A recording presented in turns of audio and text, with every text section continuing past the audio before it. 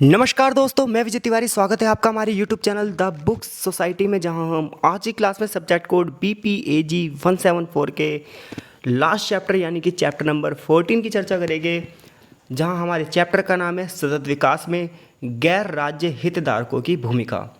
आशा है आपको इस बुक के सभी लेक्चर समझ में आए होंगे, जहां आज इसकी हम अंतिम कड़ी लेकर आपके साथ प्रस्तुत हैं। जहां हर चैप्टर की तरह इस चैप्टर की भी एक प्रस्तावना दी गई है। चैप्टर का बेस ये है, चैप्टर में जो समझाया जाएगा वो ये समझाया जाएगा। सबसे पहले ये बताया जाएगा हमें सतत विकास की ज़रूरत क्यों है। फिर हम ये बात करेंगे कि सतत विकास में NGO सेक्टर की क्या भूमिका है, यानी कि गैर सरकारी संगठन की क्या भूमिका है। इसके साथ साथ सतत विकास में जो लेबर यूनियन है यानी कि श्रमिक संघ हैं, ये किस प्रकार से अपनी भूमिका अदा करते हैं। इसके अलावा कॉरपोरेट सेक्टर किस प्रकार से सतत विकास में अपनी भूमिका अदा करता है, और यूनिवर्सिटीज़ विश्वविद्यालय किस प्रकार से अपने सतत विकास में भूमिका अदा कर सकते हैं। तो इन 4 टॉपिक पर इस चैप्टर में चर्चा की जाएगी। लास्ट चैप्टर है, लास्ट वीडियो है इस पूरी सीरीज़ की, तो कमेंट करके हमें अपनी प्रतिक्रिया ज़रूर दें। तो हर चैप्टर की तरह इस चैप्टर की भी एक प्रस्तावना दी गई है, जिसे पढ़ना यहाँ पर ज़रूरी नहीं है। चैप्टर की शुरुआत यहाँ से होती है कि सतत विकास की हमें ज़रूरत क्यों है। तो सबसे पहले हमें सतत विकास का अर्थ बताएगा, जो कि हम पहले से हर चैप्टर में लगभग पढ़ चुके हैं, कि केवल आर्थिक विकास करना ही विकास नहीं है, बल्कि आर्थिक विकास भी हो, सामाजिक विकास भी हो और पर्यावरणीय विकास भी हो। अगर ये तीनों चैन एक साथ चल रही हैं, तब हम कहेंगे सतत विकास हो रहा है। अगर किसी एक में भी कोई कमी रह गई है, तो इसका एक बहुत बड़ा नुकसान हमारे समाज को झेलना पड़ सकता है। उदाहरण के लिए इतिहास इस बात का गवाह है कि जब जब हमने सिर्फ प्रॉफिट पर ध्यान दिया है, तब तक हमने सामाजिक कल्याण को खोया है। तब तक हमने ऐसी हानियों को जन्म दिया है जिन्होंने आगे चलकर समाज के एक बहुत बड़े वर्ग को प्रभावित किया है। तो ऐसे में ज़रूरत आज ऐसे विकास की है जो पर्यावरण को भी ध्यान में रखे और समाज के वंचित वर्गों को भी ध्यान में रखे। आज ये बात किसी से नहीं छुपी है कि जो हमारा पर्यावरणीय तंत्र है, ये हमें इतनी सारी अपॉर्चुनिटी देता है कि जिसके दम पर ही हम अपने व्यवसाय चला रहे हैं, अपने समुदायों का निर्माण कर रहे हैं, अपनी जनता का पोषण कर रहे हैं, या इससे भी ज़्यादा। तो इसमें कोई दो राहे नहीं है कि पर्यावरण हमारे जीवन जीने के लिए ज़रूरी है। जैसे कि उदाहरण के लिए, अगर मिट्टी में उपजाऊपन है, तभी वो अच्छा भोजन उत्पन्न करेगी, तभी वो अन्न को उगाएगी, तभी हम अपना जीवन यापन कर पाएंगे। अगर बैक्टीरिया हैं जैव विविधता में, तो ही वो कचरों को ख़त्म करेंगी, तो ही साफ सफाई जीवन में रह पाएगी। पेड़ पौधे हैं तो ही ये जीवन की जो गुणवत्ता है वो बनी रहेगी।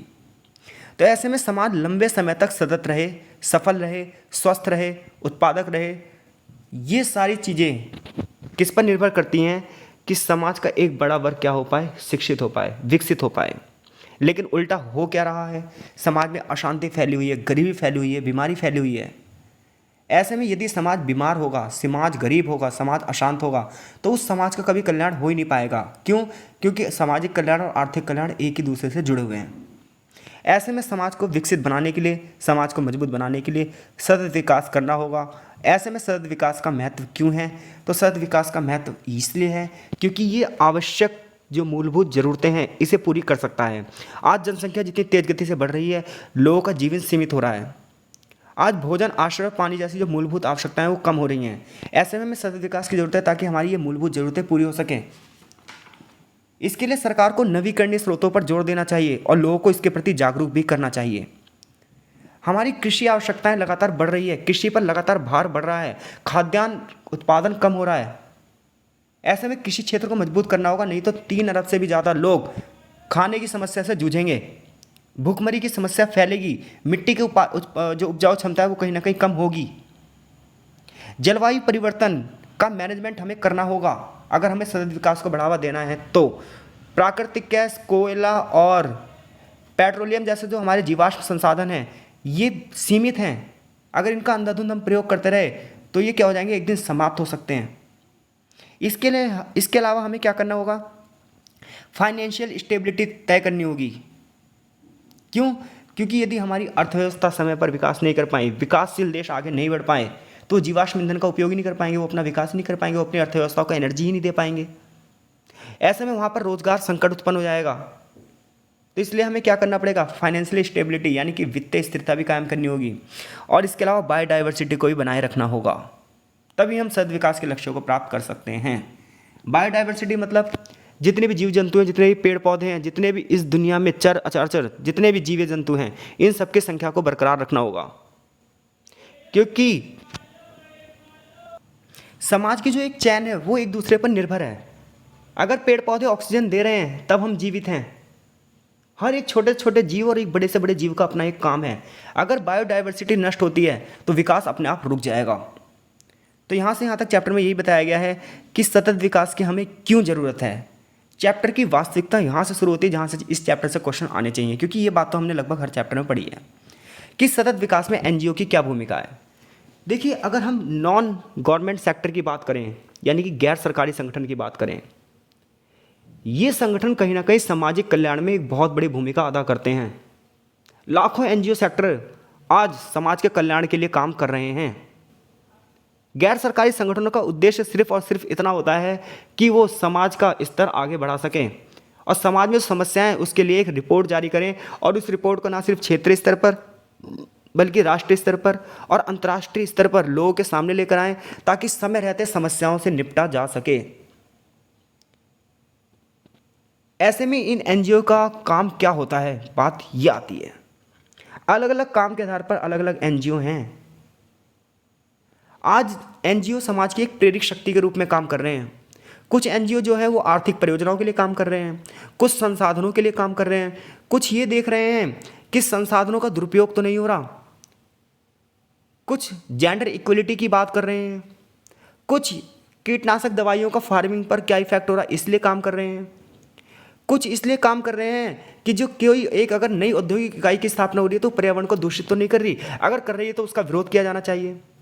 कुछ इसलिए काम कर रहे हैं कि आदिवासी सेक्टरों में क्या काम हो रहा है, कुछ इसलिए काम कर रहे हैं कि नदियाँ का जो जल है वो कहाँ तक प्रदूषित हो रहा है, कुछ इसलिए काम कर रहे हैं कि प्लास्टिक का यूज़ किस प्रकार से कम कर सकते हैं, कुछ समाज को इसलिए जागरूक कर रहे हैं कि समाज महामारियों से बच सके, कुछ समाज में गरीबी कम करने के लिए काम कर रहे हैं।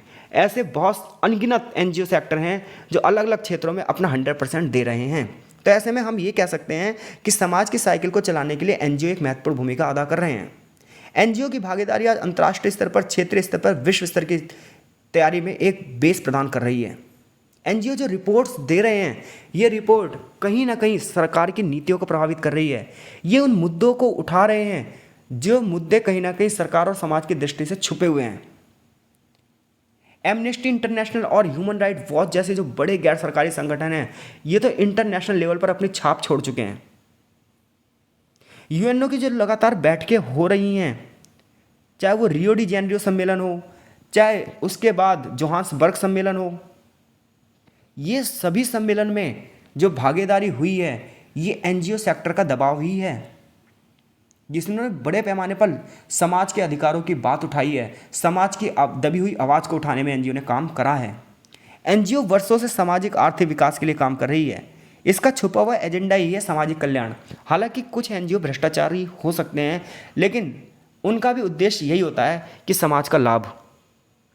ऐसे में एनजीओ ने कल्याण और सेवा सेक्टरों में बड़े पैमाने पर हस्तक्षेप किया है और गरीबी पर वार किया है। इन्होंने सरकार की खुलकर आलोचनाएं भी करी हैं। एनजीओ सेक्टरों से कहीं ना कहीं शिक्षा, स्वास्थ्य और लोकतांत्रिक संस्थाएं मजबूत हुई हैं। तो ये एनजीओ का योगदान है सतत विकास में।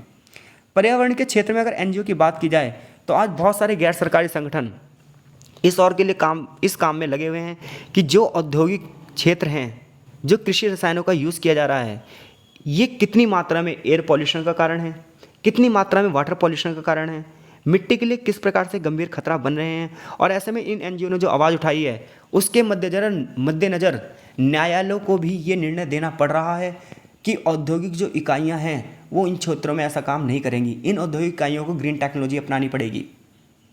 ऐसे अनगिनत एग्जाम्पल्स हैं जहाँ एनजीओ ने कोर्ट का दरवाज़ा खटखटाया है और बहुत सारे वंचित लोगों के लिए काम किया है। आज जो ये एनजीओ है ये पर्यावरण से संबंधित बहुत सारे कारण जैसे जलवायु परिवर्तन, वायु प्रदूषण, वनों की कटाई, ओजोन परत में कमी, अपशिष्ट प्रबंधन, जैव विविधता, भूमि उपयोग, ऊर्जा संरक्षण, पर्यावरण संरक्षण जैसे कारणों पर काम कर रहे हैं। इसके अलावा बहुत सारी सोसाइटी जैसे green peas society international level पर है और इंडिया के लेवल पर भी है, आवास संस्था, गोवा संस्था, संरक्षण भारत, जो लगातार पर्यावरण के क्षेत्र में काम कर रहे हैं, ना सिर्फ काम कर रहे हैं बल्कि बड़े पैमाने पर आंदोलन भी कर रहे हैं पर्यावरण को बचाने के लिए। कई पर्यावरण एनजीओ ने भविष्य के विकास के लिए एक स्थायी संरचना बनाई है और सरकार और औद्योगिक क्षेत्रों के साथ क्या करा है, पार्टिसिपेशन के साथ काम भी करा है। ये संगठन औद्योगिक भवनों और निगमों को परामर्श देते हैं, बड़े बड़े जो एनजीओ सेक्टर हैं, कि किस प्रकार से हम पर्यावरण को क्या कर सकते हैं, हुए नुकसान को भरपाई कर सकते हैं। आज पर्यावरणीय जो एनजीओ हैं ये उपलब्ध मुद्दों के आधार पर जानकारी इकट्ठा करते हैं। इसके अलावा ये वहाँ पर जाकर स्रोत इकट्ठा करते हैं जिस क्षेत्र को नुकसान पहुँचा है। ऐसे में इनकी रिपोर्ट बड़ी कारगर आती हैं।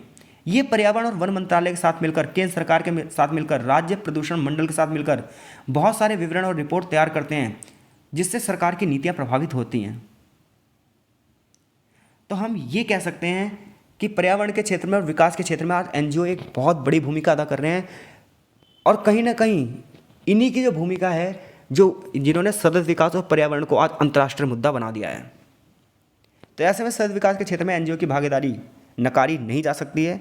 यहाँ से यहाँ तक यही बताया गया है। विकास के क्षेत्र में अगर एनजीओ की बात की जाए तो आज़ादी से पहले ही भारत में एनजीओ सेक्टर अपना काम कर रहे थे। एनजीओ सेक्टर 100 सालों से लगातार अपना काम कर रहे हैं और आज़ादी के बाद इनकी भूमिका और ज़्यादा बढ़ गई है कि शरणार्थियों की समस्याएं क्या हैं, धार्मिक आधार पर, जाति आधार पर, भाषाई आधार पर क्या क्या समस्याएं हैं, गरीबी का कारण क्या है, गरीबी कैसे कम किया जा सकता है, ऐसे लोग जो समाज में जिन्हें न्याय नहीं मिल पाया है उन लोगों को सामाजिक न्याय कैसे दिलवा पाए, मानव अधिकारों को कैसे बढ़ावा दिया जा सके, लोगों को कैसे जागरूक किया जाए। गाँव में जगह जगह नुक्कड़ नाटक कर कर लोगों से मिलकर इन्हें समाज के प्रति जागरूक किया जा रहा है। तो अगर क्वेश्चन आता है सतत विकास क्यों जरूरी है और इसमें एनजीओ सेक्टर की क्या भूमिका है, आई होप सो इस प्रश्न का उत्तर देने में आप पूरी तरीके से सक्षम हैं। अब आगे चैप्टर में बताया गया है कि सतत विकास में लेबर यूनियन की क्या भूमिका है, मजदूर संघ की क्या भूमिका है। तो हमें पता है कि देखिए सतत विकास में आर्थिक विकास भी है और हमें ऐसा आर्थिक विकास करना है जो समाज के हर वर्ग तक पहुँचे। अब ऐसे में जो सबसे ज़्यादा, जब से औद्योगिक क्रांति हुई है ब्रिटेन में, जब से कारखाना पद्धति आई है, जब से पूंजीवादी व्यवस्था आई है, तब से एक वर्ग का हमेशा शोषण हुआ है, वो है मजदूर वर्ग। मजदूर वर्ग की स्थिति आज से 200 साल पहले भी वैसी थी, उसका शोषण होता था, आज भी ऐसी है और अगर समय रहते सुधार नहीं किए गए तो आगे भी ऐसी ही रहेगी। ऐसे में बड़े पैमाने पर श्रमिक संगठन बनाए गए हैं और ये जो श्रमिक संगठन हैं ये श्रमिकों के लिए बेहतर आवाज़, बेहतर सुविधा की मांग हमेशा करते रहते हैं। आए दिन लेबर यूनियन की हड़तालें होती रहती हैं। तो आधुनिक औद्योगिक प्रणाली में श्रमिक संघ एक महत्वपूर्ण घटक बन चुका है। प्रत्येक देश अपने संविधान के अनुसार अपने उद्देश्य और लक्ष्यों को प्राप्त करना चाहता है और ऐसे में हर एक वर्ग ये चाहता है कि हर एक व्यक्ति का कल्याण हो, लेकिन क्या वास्तव में हो पाता है? जब वो नहीं हो पाता तो ऐसी यूनियन अपनी आवाज़ उन बहरे लोगों तक पहुंचाना चाहती हैं जो सत्ता में बैठकर इन साधारण लोगों की आवाज़ों को अनसुना कर देते हैं। इतिहास के प्रत्येक भाग में जो पीड़ित समुदाय रहा है वो यही रहा है, चाहे कभी उसे विस्थापित करना हो, चाहे नौकरी से हटाना हो। लॉकडाउन के दौरान देख लीजिए आप, कितने सारे लोगों को नौकरी से निकाल दिया गया और उन्हें गांव में जाकर विस्थापित होना पड़ा। ऐसे में समय बीतता है और श्रमिक आंदोलन आते हैं और इन्हें कुचल दिया जाता है। इन्हें राजनीति की चिकनी चुपड़ी बातों में लगाकर इन्हें क्या कर दिया जाता है, हाशिए पर ढकेल दिया जाता है। लेकिन ऐसे में लेबर यूनियन जो हैं ये फिर भी समय समय पर मजदूरों से संबंधित मुद्दों को उठाते हैं।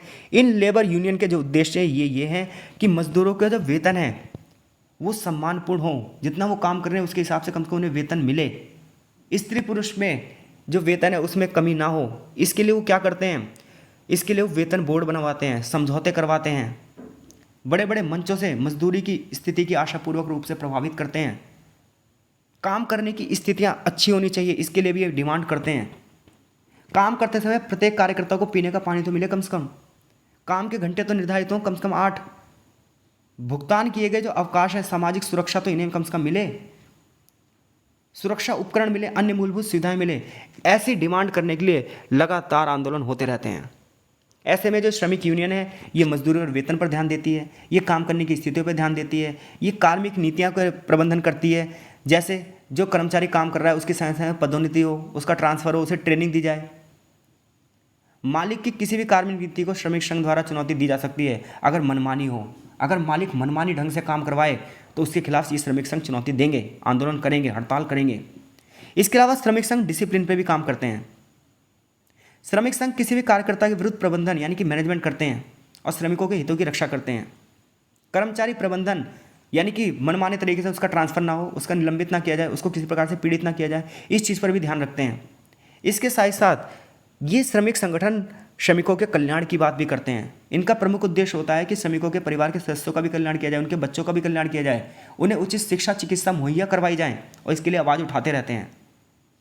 इसके साथ साथ ये जो लेबर यूनियन है, ये मालिक और कर्मचारियों के बीच में सामंजस्य स्थापित करवाना चाहती हैं, तालमेल स्थापित करवाना चाहती हैं, ताकि मजदूर भी बेमतलब में हड़ताल ना करे और मालिक भी बेमतलब में मजदूरों का शोषण ना करें, ताकि औद्योगिक हितों की रक्षा हो सके, संगठनिक हितों की रक्षा हो सके, बेहतर औद्योगिक संबंध स्थापित हो सके और प्रत्येक व्यक्ति का विकास हो सके। भारत में श्रमिक संघों की अगर कार्यों की बात की जाए तो भारत के सुप्रीम कोर्ट ने सामूहिक बातचीत को उस तकनीक के रूप में परिभाषित किया है जिसके द्वारा रोजगार की शर्तें विवादों के बलपूर्वक स्थान पर समझौते की मित्रता से हल किया जाता है। यानी कि जब जब औद्योगिक इकाइयों और मजदूरों में विवादों की पृष्ठभूमि आएगी तो लड़ाई झगड़ा, दंगे फसाद, हड़ताल, धरने प्रदर्शन नहीं, बल्कि आपसी बातचीत से उस कार्रवाई को आप सॉल्व करो। इसके लिए बहुत सारे लेबर कोर्टों की भी स्थापना की गई है। श्रमिक संघ मजदूरों की वेतन वृद्धि के लिए कार्य करते हैं और शांतिपूर्ण उपायों के माध्यम से नौकरी की सुरक्षा प्रदान करते हैं। जरूरत पड़ने पर हड़ताल और चिकित्सा जरूरतों के दौरान श्रमिकों की वित्तीय सहायता भी देते हैं। समझौता करते समय यह भी ध्यान रखा जाता है कि जो श्रमिक संघ के सदस्य नहीं हैं उनके कर्मचारियों के हित भी सुरक्षित होते हैं। श्रमिकों के साथ भेदभाव नहीं किया जाता, इन सब चीज़ों पर ध्यान रखा जाता है। तो अगर मजदूरों की स्थिति अच्छी होगी तो समाज में कहीं ना कहीं गरीबी कम होगी, समाज में गरीबी कम होगी तो लोग जागरूक होंगे, लोग जागरूक होंगे तो समाज शिक्षित बनेगा, समाज शिक्षित बनेगा तो पर्यावरणीय विकास अपने आप हो जाएगा। अब हम बात करते हैं सतत विकास में कॉरपोरेट सेक्टर की क्या भूमिका है। जैसे कि हम सभी को पता है आज का युग आधुनिक युग है। आधुनिक युग में हम बड़े पैमाने पर बड़े बड़े निगमों की स्थापना कर रहे हैं। आज एमएनसी कंपनियों की स्थापना हो रही है जो सिर्फ एक देश में नहीं बल्कि पूरे विश्व में फैल चुकी हैं।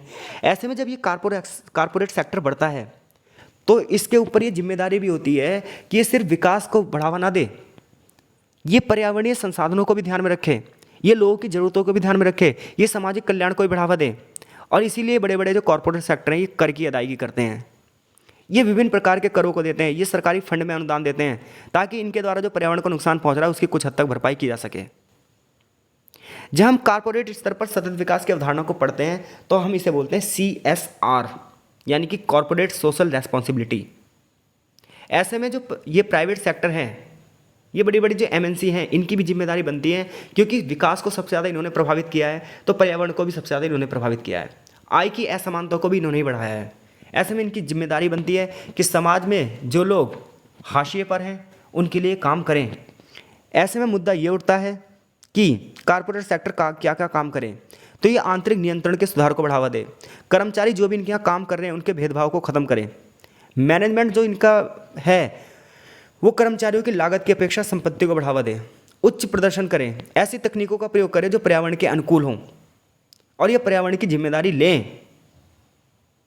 अगर हमें सस्टेनेबल डेवलपमेंट स्थापित करना है तो, सतत विकास को प्रभावित करना है तो ऐसे में न सिर्फ सरकार बल्कि व्यवसायिक घरानों को भी एक होना होगा, ज्ञान संस्थाओं को भी एक होना होगा, नागरिक समाज को भी एक होना होगा, तभी हम SDG को प्राप्त कर सकते हैं, तभी हम सतत विकास को प्राप्त कर सकते हैं। अगर हम सोचे केवल सरकारें काम करें तो नहीं हो सकता, हम सोचे साधारण जनता काम करें, सरकार उसको योगदान दे दे तब भी नहीं हो सकता। तो ऐसे में सरकार भी करे, कॉरपोरेट सेक्टर भी करे और साधारण जनता भी अपनी भागीदारी करे, तभी हम पर्यावरण जैसी समस्याओं को हल निकाल सकते हैं। आगे बात आती है कि सतत विकास में विश्वविद्यालयों की क्या भूमिका है। तो जैसा कि हमने चैप्टर नंबर शायद 12 में चर्चा करी थी या 10 में चर्चा करी थी, 10 में चर्चा करी थी कि सतत विकास में शिक्षा की क्या भूमिका है। सतत विकास में जब शिक्षा की एक महत्वपूर्ण भूमिका है तो शिक्षा को बढ़ावा कौन देगा? विश्वविद्यालय। आज बड़े पैमाने पर ज़रूरत है कि हम पर्यावरणीय मुद्दों पर रिसर्च करें, पर्यावरणीय मुद्दों पर जागरूकता फैलाएं और ऐसे में सिर्फ विश्वविद्यालय ही हैं जो इस चीज़ को बढ़ावा दे सकते हैं। आज विश्वविद्यालयों में कृषि संबंधित पढ़ाई हो रही है, स्वास्थ्य संबंधित पढ़ाई हो रही है, जल और स्वच्छता संबंधित पढ़ाई हो रही है, जेंडर इक्वलिटी के मुद्दे उठ रहे हैं, ऊर्जा उद्योग की बात हो रही है, नई नई टेक्नोलॉजी की बात हो रही है। तो ऐसे में विश्वविद्यालय ज्ञान की एक श्रृंखला प्रदान करते हैं और यहाँ से जो उच्च स्तर का ज्ञान उत्पन्न होता है ये ज्ञान न सिर्फ उनके लिए होता है बल्कि ये राजनीति को भी मजबूत करता है। ऐसे में इन विश्वविद्यालयों की जिम्मेदारी बन जाती है कि राजनीति को एक ऐसी नई दिशा दें, एक ऐसी नई सोच दें जिसमें राजनीति पर्यावरण का संरक्षण कर सके, समाज का संरक्षण कर सके, समाज के हर वर्ग का विकास कर सके। ऐसे में विश्वविद्यालयों की भूमिका और ज़्यादा बढ़ जाती है क्योंकि विश्वविद्यालय ही यानी कि शिक्षित समाज ही इस समाज के मेन खिलाड़ी हैं जो समाज को चला रहे हैं। तो विश्वविद्यालय एसडीजी को लागू करने में महत्वपूर्ण भूमिका निभाएगा। इसके सिलेबस में नई नई तकनीकें होंगी, नए नए ज्ञान होंगे, नए नए समाधान होंगे जो एसडीजी की चुनौतियों को खत्म कर सकते हैं। विश्वविद्यालय नीति विकल्प और लागू करने यानी क्रियान्वयन मार्गों का विकास कर सकते हैं। ये मूल्यांकन कर सकते हैं जो नीतियाँ चल रही हैं उसमें कितना बदलाव होना चाहिए। विश्वविद्यालय भविष्य के नेता विश्वविद्यालयों में भविष्य के नेता पढ़ते हैं, भविष्य के निर्णय निर्माता पढ़ते हैं, नए नए प्रवर्तक पढ़ते हैं, नए नए उद्यमी पढ़ते हैं, नागरिकों को ज्ञान और प्रेरणा मिलती है, पेशेवर लोग पढ़ते हैं। और जब लोग ऐसी योग्यताएं लेकर विश्वविद्यालयों से निकलते हैं तो समाज में उनकी भूमिका अगर वो ईमानदारी से निभाएं तो समाज में डेफिनेटली एक बहुत बड़ा चेंज आ सकता है। लेकिन बात ये आती है विश्वविद्यालय के बच्चे बिना पढ़े अगर पास हो जाएंगे तो समाज में क्या भूमिका अदा करेंगे। तो पढ़ना सिर्फ नहीं बल्कि सीख कर पढ़ना बहुत ज़्यादा ज़रूरी है भाई। आपसे भी आशा की जाती है सेकंड ईयर में जो आपके गलतियां हुई हैं वो आप थर्ड ईयर में ना दोहराएं और शुरुआत से ही पढ़ाई शुरू करें। विश्वविद्यालय ना समाज में तटस्थ लोगों को बढ़ावा देखो तटस्थ का मतलब है राजनीति से दूरी, सामाजिक हितों से दूरी, कि वो बंदा उस पार्टी का वो बंदा उस पार्टी का आपस में लड़वा दो, ऐसा नहीं। शिक्षित समाज कभी नहीं हिंसा करता। ऐसे में शिक्षा की बहुत ज़्यादा ज़रूरत है अगर हमें सतत विकास की बात करनी है। तो सतत विकास में शिक्षा एक गुणवत्तापूर्ण समाज को जन्म देती है, एक क्वालिटेटिव सोसाइटी की स्थापना करती है। तो ऐसे में सतत विकास के लिए आवश्यक ज्ञान बहुत ज़्यादा जरूरी है, स्किल्स जरूरी है, मूल्य जरूरी है, व्यवहार जरूरी है, ताकि समाज न सिर्फ विकास करता जाए बल्कि आने वाली पीढ़ियाँ भी विकास करती रहें। तो इस चैप्टर से यही प्रश्न बनते हैं कि सतत विकास क्या है, सतत विकास की क्यों हमें आवश्यकता है, सतत विकास में एनजीओ सेक्टर की क्या भागीदारी है, सतत विकास में कॉरपोरेट सेक्टर की क्या भूमिका है, सतत विकास में लेबर यूनियन कैसे एक अपनी भूमिका अदा कर सकती हैं, और सतत विकास में विश्वविद्यालय और शिक्षा का क्या योगदान है। आई होप सो इस पूरी सीरीज को आपने रोमांचक तरीके से पढ़ा होगा और ये पूरी सीरीज आपको समझ में आई होगी। आपका बहुत बहुत धन्यवाद। मिलते हैं नए सब्जेक्ट कोड के साथ आपसे, तब तक के लिए धन्यवाद।